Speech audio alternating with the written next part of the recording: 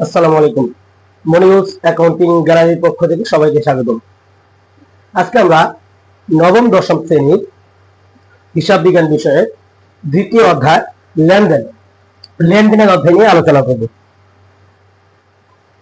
তো আমরা যদি আমাদের নবম দশম শ্রেণীর হিসাব বিজ্ঞান বিষয়ে দ্বিতীয় অধ্যায় লেনদেন এবং ষষ্ঠ অধ্যায় জাবেদা, এই দুটো অধ্যায় ভালো করে বুঝতে পারি, তাহলে আমাদের কাছে হিসাব বিজ্ঞান এর বাকি যে চ্যাপ্টার গুলো রয়েছে সেগুলো খুবই ইজি এবং সহজ হয়ে যাবে।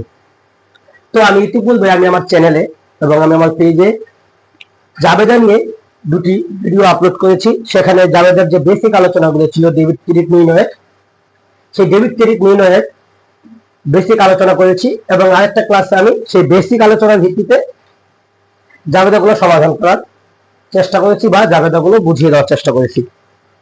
তো আজকে আমরা হিসাব বিজ্ঞান বিষয়ের দ্বিতীয় অধ্যায় লেনদেন, এই অধ্যায়টা নিয়ে আলোচনা করব। এই অধ্যায়ের বেসিক নিয়ে আলোচনা করব এবং পরবর্তী কোনো ক্লাসে বা ভিডিওতে এই অধ্যায়ে যে ম্যাথ গুলো রয়েছে বা অঙ্কগুলো রয়েছে সেই অঙ্কগুলো সমাধান করার চেষ্টা করব। তো আমরা দ্বিতীয় অধ্যায় লিখেছি এখানে লেনদেন, আমাদের দ্বিতীয় অধ্যায়ের নামও লেনদেন। তো আমাদের যে দ্বিতীয় অধ্যায়টা বোঝার জন্য প্রথমে যেটা করতে হবে সেটা হচ্ছে লেনদেন কাকে বলে, কত প্রকার এবং লেনদেনের বৈশিষ্ট্যগুলো সম্পর্কে জানতে হবে। তো প্রথমে যদি আমি লেনদেন কাকে বলে সেটা নিয়ে আলোচনা করি, তাহলে হচ্ছে যে লেনদেন কাকে বলে, যে সকল ঘটনা কোনো ব্যবসা প্রতিষ্ঠানের আর্থিক অবস্থার পরিবর্তন ঘটায় তাকে লেনদেন বলে। যে সকল ঘটনা কোনো ব্যবসা প্রতিষ্ঠানের আর্থিক অবস্থার পরিবর্তন ঘটায় তাকে লেনদেন বলে। সকল লেনদেনই ঘটনা, কিন্তু সকল ঘটনায় লেনদেন নয়। তার মানে লেনদেন হতে হলে অবশ্যই আমাদের অর্থের অঙ্কে পরিমাপযোগ্য হতে হবে এবং ব্যবসা প্রতিষ্ঠানের আর্থিক অবস্থার পরিবর্তন ঘটাতে হবে, আর্থিক অবস্থার পরিবর্তন ঘটাতে হবে। যেহেতু আমরা অঙ্ক করি ব্যবসা প্রতিষ্ঠানের বা কোনো সেবাধর্মী প্রতিষ্ঠানের, এজন্য অবশ্যই লেনদেন হতে হলে ওই প্রতিষ্ঠানের আর্থিক অবস্থার পরিবর্তন করতে হবে। কোনো ব্যক্তির আর্থিক অবস্থার পরিবর্তন ঘটলে সেটা লেনদেন হবে না। কারণ আমাদের হিসাব বিজ্ঞানের সত্তা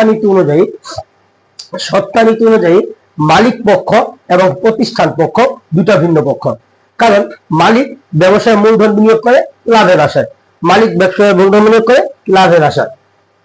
তো যেহেতু মালিক এবং ব্যবসা বা প্রতিষ্ঠান আলাদা দুটি পক্ষ, তাই মালিকের কোনো পরিবর্তন, আর্থিক পরিবর্তন ঘটালে সেটা লেনদেন হবে না।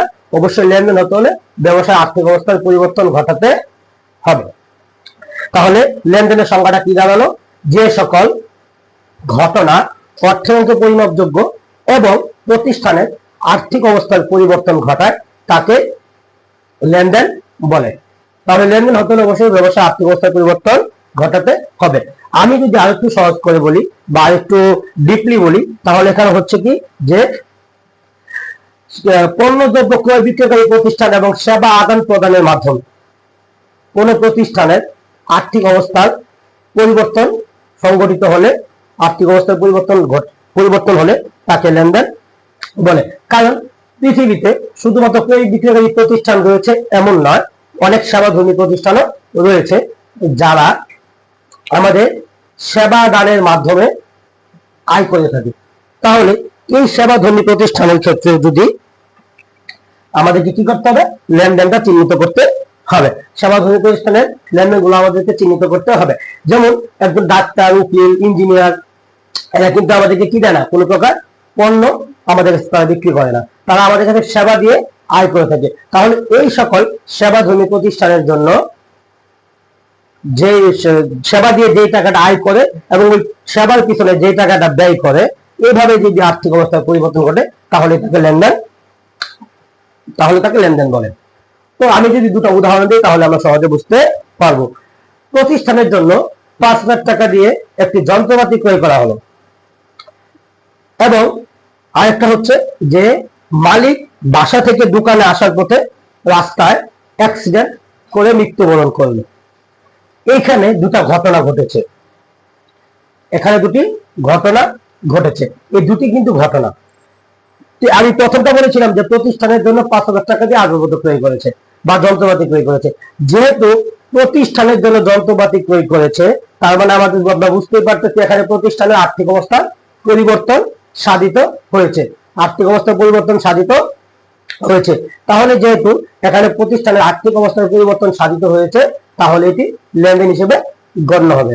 অন্যথায় দ্বিতীয় যে ঘটনাটা বলেছিলাম যে মালিক বাসা থেকে দোকানে আসার পথে অ্যাক্সিডেন্ট করে মারা গেল, বা ক্ষয়ক্ষতি হলো, বা মালিকের হাত ভেঙে গেল, পা ভেঙে গেল, তাহলে এই যে ঘটনাটা ঘটার ফলে ব্যবসায় কোনো আর্থিক পরিবর্তন সাধিত হয়নি বা পরিবর্তন হয়নি, তাহলে এটা লেনদেন হিসেবে গণ্য হবে না। আমি যদি আরেকটু সহজ করে বলি যে 5,000 টাকার পণ্য ক্রয় করা হলো, এবং দ্বিতীয় হলো 5,000 টাকার পণ্য বিক্রয়ের আদেশ পাওয়া গেল বা অর্ডার পাওয়া গেল। প্রথম লেনদেনটা বলেছিলাম 5,000 টাকার পণ্য ক্রয় করা হলো। এই যে 5,000 টাকা দিয়ে পণ্য ক্রয় করার কারণে প্রতিষ্ঠানের আর্থিক অবস্থা পরিবর্তন হয়েছে, প্রতিষ্ঠানে পণ্য এসেছে, নগদ টাকা চলে গিয়েছে, এটাকে লেনদেন হিসেবে গণ্য করতে হবে। দ্বিতীয় যে ঘটনা ছিল সেটা যে 5,000 টাকার পণ্য বিক্রয়ের আদেশ পাওয়া গেল বা অর্ডার পাওয়া গেল। এই যে আমি আদেশ পেয়েছি বা অর্ডার পেয়েছি, আমি তাকে কোনো পণ্য দেইনি, ওই ব্যক্তি আমাকে কোনো বা প্রতিষ্ঠানে কোনো টাকাও দেয়নি, তার মানে প্রতিষ্ঠানে কোনো আর্থিক অবস্থার পরিবর্তন সংঘটিত হয়নি, তাহলে এটা লেনদেন হিসেবে গণ্য হবে না। তো আমরা এইভাবে লেনদেন গুলাকে আমাদের বুঝতে হবে। তো তারপরে যদি আমরা আসি যে লেনদেনের প্রকারভেদ, লেনদেন কত প্রকার ও কি? লেনদেন হচ্ছে দুই প্রকার। লেনদেন দুই প্রকার, আমি যদি একটু লিখি তাহলে বুঝতে সুবিধা হবে যে লেনদেন দুই প্রকার।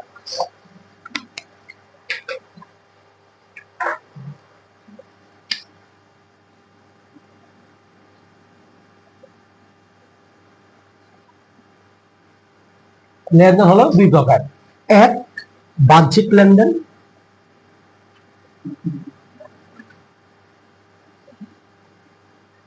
দুই, অভ্যন্তরীণ লেনদেন।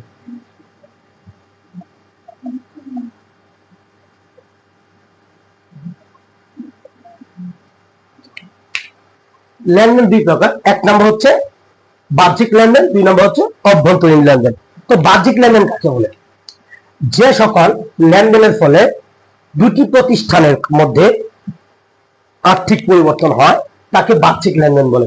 সহজ ভাষায় হচ্ছে যে সকল লেনদেনের ফলে দুটি প্রতিষ্ঠান, একটা হচ্ছে আমরা যে প্রতিষ্ঠানের অঙ্ক করি সেই প্রতিষ্ঠান, আরেকটা হচ্ছে যে প্রতিষ্ঠানের কাছ থেকে আমরা ক্রয় করলাম বা অন্য বাইরের আরেকটি প্রতিষ্ঠান, অর্থাৎ আমার নিজের প্রতিষ্ঠানের সাথে আমরা যে প্রতিষ্ঠানে অঙ্ক করতেছি সেই প্রতিষ্ঠানের সাথে বাইরের একটা প্রতিষ্ঠানের লেনদেন সংগঠিত হবে। এখানে দুটি পক্ষ, একটা হচ্ছে আমার নিজের পক্ষ বা আমার ব্যবসা প্রতিষ্ঠানের পক্ষ, আরেকটা হচ্ছে বাইরের ব্যবসা প্রতিষ্ঠানের পক্ষ। যেমন আমি যদি উদাহরণ দিই যে সরবরাহকারী বা পাইকারের কাছ থেকে পণ্য ক্রয় 5,000 টাকা, এখানে দুটি পক্ষ আমরা পেলাম। একটা হচ্ছে ওই যে আমি যে পাইকারের কাছ থেকে ক্রয় করলাম বা যে সরবরাহকারীর কাছ থেকে ক্রয় করলাম ওটা একটা পক্ষ, এবং এই যে আমি যে প্রতিষ্ঠানটা আমার প্রতিষ্ঠানটা ক্রয় করলো এটা হচ্ছে আরেকটা পক্ষ। এটা হচ্ছে বাহ্যিক লেনদেন। আর অভ্যন্তরীণ লেনদেন মানে কি?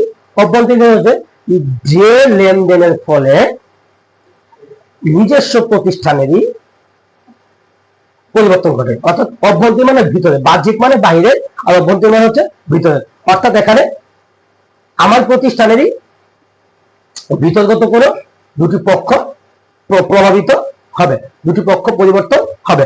যেমন যদি বলি যে যন্ত্রপাতির অবচয় ধার্য করা হলো 2,000 টাকা বা আসবাবপত্রের অবচয় ধার্য করা হলো 2,000 টাকা। এই যে যন্ত্রপাতির অবচয় বা আসবাবপত্রের অবচয়, এটা হচ্ছে আমি আমার প্রতিষ্ঠানে, যেহেতু আমি আমার প্রতিষ্ঠানে যন্ত্রপাতি এবং আসবাবপত্র ব্যবহার করেছি, এই যন্ত্রপাতি এবং আসবাবপত্র ব্যবহারের কারণে আমার প্রতিষ্ঠানে কি হয়েছে, আমার প্রতিষ্ঠানের দুটি পক্ষ মানে আমার প্রতিষ্ঠানেরই কি হয়েছে, দুটি পক্ষ প্রভাবিত হয়েছে। একটা হচ্ছে আসবাবপত্র, একটা হচ্ছে অবচয়। তাহলে এই যে লেনদেনটা হচ্ছে, এই লেনদেনটাই হচ্ছে অভ্যন্তরীণ লেনদেন। তাহলে বাহ্যিক লেনদেন কাকে বলে? বাকি বাহিরের কোনো প্রতিষ্ঠানের সাথে আমার যে প্রতিষ্ঠানের লেনদেন সংঘটিত হয়, দুটি পক্ষ সব প্রভাবিত হয়, সেটা হচ্ছে বাহ্যিক লেনদেন। এখন এবং অভ্যন্তরীণ হচ্ছে যে আমরা যে প্রতিষ্ঠানে অঙ্ক করি সেই প্রতিষ্ঠানেরই দুটি পক্ষ প্রভাবিত হবে। এই জন্য আমাদের লেনদেনের প্রকার ভেদ। সেম এভাবে আমাদের প্রতিটি লেনদেনের কিছু বৈশিষ্ট্য আছে। আমাদের নবম দশম শ্রেণীর হিসাব বিজ্ঞান বইয়ের মধ্যে লেনদেন অধ্যায়ে 60টি হিসাবের বৈশিষ্ট্য আলোচনা করা হয়েছে। আমি যদি সেই বৈশিষ্ট্যগুলো সংক্ষেপে একটু আলোচনা করি, 1 নম্বর হচ্ছে অর্থের অঙ্কে পরিমাপযোগ্য। 1 নম্বর হচ্ছে কি অর্থের অঙ্কে পরিমাপযোগ্য। তাহলে যে কোনো লেনদেনের একটি উল্লেখযোগ্য বৈশিষ্ট্য হলো অর্থের অঙ্কে পরিমাপযোগ্য, মানে টাকা দিয়ে যেন সেই ঘটনাটা পরিমাপ করা যায় এমন কিছু ঘটনা। ঠিক আছে, তাহলে লেনদেনের অবশ্যই একটি বৈশিষ্ট্য হলো অর্থের অঙ্কে পরিমাপযোগ্য হতে হবে, নতুবা সেটাকে লেনদেন বলা যাবে না। যেমন ব্যবসায়ী ম্যানেজারের মৃত্যু ঘটে বা ব্যবসায়ী একজন কর্মচারী মারা গেল, এটি একটি ঘটনা, কিন্তু এই ঘটনাকে আমরা চাইলে কি করতে পারবো না, অর্থের অঙ্কে পরিমাপ করতে পারবো না, তাহলে সেটা লেনদেন হিসেবে গণ্য হবে না। দ্বিতীয় যদি বলি যে কিছু পণ্য, আমার দোকানের কিছু পণ্য আগুনে পুড়ে গেল, তাহলে আগুনে পণ্য পুড়ে যাওয়ার কারণে ব্যবসা প্রতিষ্ঠানের কি হয়েছে, ক্ষতি হয়েছে, তাহলে এটা অবশ্যই ব্যবসার আর্থিক অবস্থার পরিবর্তন সাধিত করেছে এবং সেটার একটা মূল্য আছে, সেই মূল্যটা অবশ্যই অর্থের অঙ্কে পরিমাপযোগ্য বা টাকার অঙ্কে পরিমাপযোগ্য। তাহলে লেনদেন হতে হলে প্রথম বৈশিষ্ট্য হতে হবে কি, টাকা দিয়ে পরিমাপ করা যাবে এমন কোনো ঘটনা হতে হবে। দ্বিতীয় হচ্ছে আর্থিক অবস্থার পরিবর্তন, যেটা ইতিমধ্যে আমরা আমাদের লেনদেনের সংজ্ঞার মধ্যে পেয়ে গিয়েছি যে লেনদেন হতে হলে অবশ্যই আবার কি ব্যবসায় আর্থিক অবস্থার পরিবর্তন ঘটাতে হবে। তো ব্যবসায়ের আর্থিক অবস্থার পরিবর্তন ঘটলে সেটা কি হবে, লেনদেন হিসেবে গণ্য হবে। কোনো ঘটনার দ্বারা যদি কোনো প্রতিষ্ঠানের আর্থিক অবস্থার পরিবর্তন সাধিত হয় তবে সেটি লেনদেন হিসেবে গণ্য হবে। যেমন নগদ 5,000 টাকা দিয়ে আসবাবপত্র ক্রয় করা হলো, এখানে প্রতিষ্ঠানের আসবাবপত্র বৃদ্ধির পাশাপাশি নগদ টাকা হ্রাস পেয়েছে, সুতরাং এই ঘটনাটি যেহেতু প্রতিষ্ঠানের আর্থিক অবস্থায় পরিবর্তন ঘটিয়েছে তাই এটি লেনদেন হিসেবে গণ্য হবে। আবার অপর দিকে যদি বলি 5,000 টাকার আসবাবপত্র ক্রয়ের ফরমাইশ দেওয়া হলো বা অর্ডার দেওয়া হলো, তো এই যে অর্ডার দেওয়ার ফলে আমার প্রতিষ্ঠানে কোনো আসবাবপত্র আসেনি, আমিও কোনো টাকা দেয়নি, তাহলে সেটা লেনদেন হবে না, কারণ সেটা ব্যবসার কোনো আর্থিক অবস্থা পরিবর্তন ঘটায়নি। 3 নম্বর হচ্ছে দ্বৈত সত্তা। দ্বৈত সত্তা,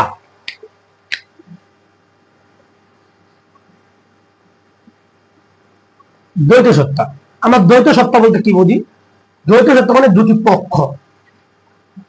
দ্বৈত সত্তা মানে কি, দুটি পক্ষ, অর্থাৎ তার মানে হচ্ছে প্রতিটা লেনদেনেরই দুটি পক্ষ থাকতে হবে, প্রতিটা লেনদেনেরই দুটি পক্ষ থাকতে হবে। এখানে এক পক্ষ সুবিধা দিবে, আরেক পক্ষ সুবিধা নিবে, এক পক্ষ সুবিধা দিবে, আরেক পক্ষ সুবিধা প্রদান করবে বা এক পক্ষ সুবিধা গ্রহণ করবে। এই যে যেমন এখানে কর্মচারীদের বেতন দেওয়া হলো, এখানে বেতন একটা পক্ষ এবং নগদ টাকা আরেকটি পক্ষ, এভাবে প্রতিটা লেনদেনেরই দুটা পক্ষ থাকতে হবে। এবং আমি সহজ করে আরো বলতে পারি সেই দুটা পক্ষ হচ্ছে ডেবিট পক্ষ এবং ক্রেডিট পক্ষ। ডেবিট পক্ষ সুবিধা দিবে এবং ক্রেডিট পক্ষ সুবিধা নিবে। তারপর হচ্ছে স্বয়ং সম্পূর্ণ এবং স্বতন্ত্র, এটা সবচেয়ে আলাদা ভালো কথা বা সহজ কথা হচ্ছে আলাদা আলাদা। প্রতিটা লেনদেনে কি হবে, একটা লেনদেন একটা লেনদেন হতে আলাদা হবে, স্বয়ং সম্পূর্ণ হবে, স্বতন্ত্র হবে, দুটা লেনদেনের মধ্যে কোনো মিল থাকবে না। যেমন আমি যদি বলি যে 10,000 টাকার বাকিতে 10,000 টাকা পণ্য ক্রয় করা হলো, বাকি 10,000 টাকা পণ্য ক্রয় করা হলো,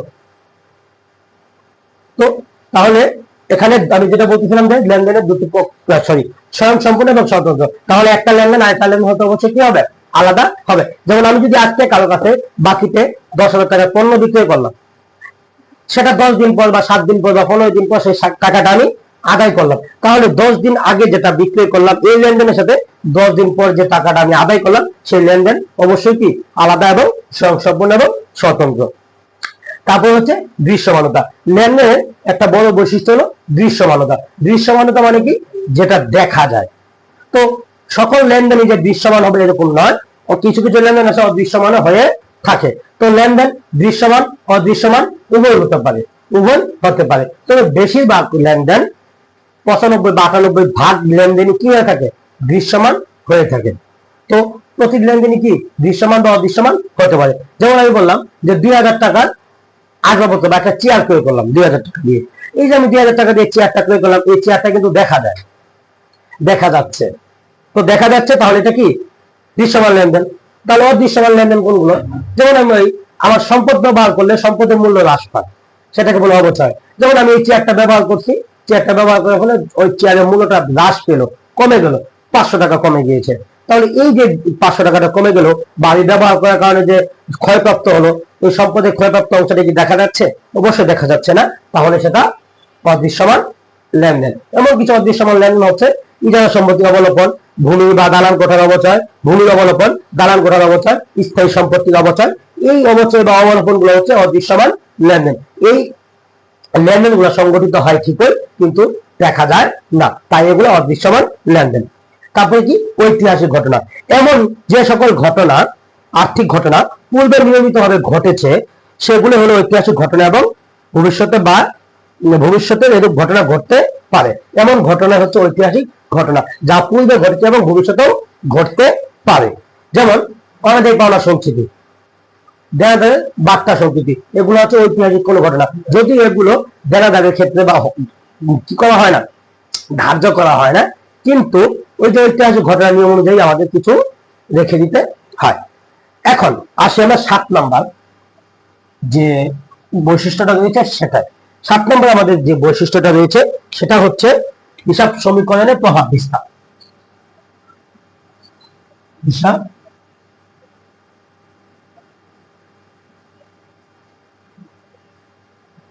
সমীকরণ, হিসাব সমীকরণের প্রভাব বিস্তার। আমাদের দ্বিতীয় অধ্যায়ের মূল যে অঙ্ক, সেই অঙ্কটা হচ্ছে হিসাব সমীকরণ। আমাদের যে লেনদেন গুলো রয়েছে, সেই লেনদেন গুলো দ্বারা আমাদের একটা অঙ্ক দিয়ে দিবে, সেই অঙ্কের মধ্যে কিছু লেনদেন থাকবে, সেই লেনদেন গুলো দিয়ে আমাকে হিসাব সমীকরণ করতে হবে। তো হিসাব সমীকরণটা করার আগে আমাদের অবশ্যই হিসাব সমীকরণের যে উপাদানগুলো আছে সেটা নিয়ে ভালো করে বিস্তারিত আলোচনা বুঝতে হবে।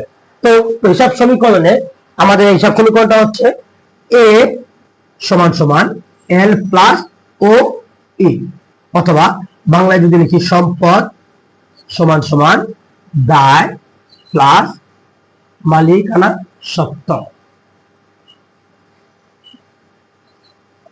এটা হচ্ছে আমাদের হিসাব বিজ্ঞানের হিসাব সমীকরণ। এই সমীকরণের মাধ্যমে আমাদের সমীকরণের অঙ্কগুলো সমাধান করতে হয়। তো এতে সম্পদ বোঝায়। তো সম্পদের ইংলিশটা কি আমরা যদি লিখি এখানে যে এ ইকুয়াল অ্যাসেটস,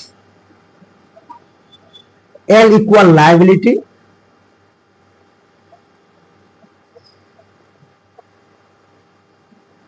আর ও ই ইকুয়াল হচ্ছে ওনার্স ইকুইটি।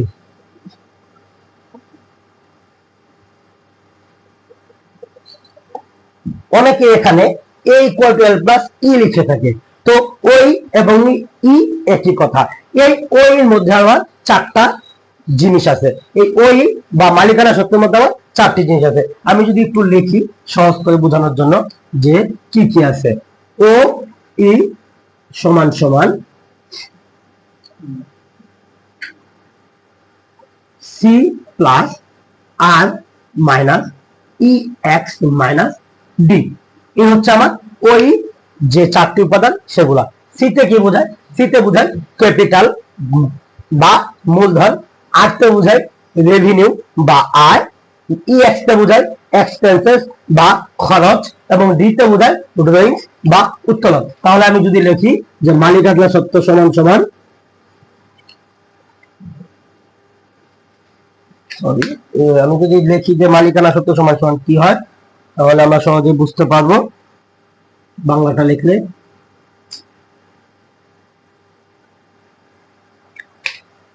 হচ্ছে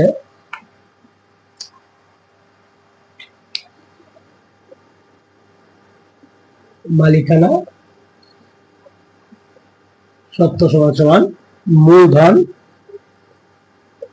যোগ আয় বিয়োগ ব্যয় বিয়োগ উত্তোলন। এটা হচ্ছে আমাদের মালিকানা সত্ত্বের উপাদান। এই উপাদানগুলো দিয়ে আমাদেরকে মালিকানা সত্ত্ব নির্ণয় করতে হয়। আমরা যখন তৃতীয় অধ্যায়ে যাব বা চতুর্থ অধ্যায়ে যাব, যখন আমাদেরকে বা এই দ্বিতীয় অধ্যায়ে আমাদেরকে মাঝে মধ্যে মালিকানা সত্ত্ব নির্ণয় করতে বলে, তো মালিকানা সত্ত্ব নির্ণয় করার সূত্র, তো আমরা যদি এইগুলো মনে রাখতে পারি তাহলে আমাদের জন্য মালিকানা সত্ত্ব নির্ণয় করাও সহজ হয়ে যাবে। তাহলে মালিকানা সত্ত্ব নির্ণয় সূত্র হচ্ছে কি? মূলধন যোগ আয় বিয়োগ ব্যয় বিয়োগ উত্তোলন। এই ছিল আমাদের লেনদেন অধ্যায়ের কিছু বেসিক আলোচনা। ইনশাআল্লাহ আগামী ক্লাসে আমরা এই অধ্যায়ের ম্যাথ গুলো নিয়ে আলোচনা করবো, ম্যাথ গুলো সমাধান করার চেষ্টা করবো। খোদা হাফেজ।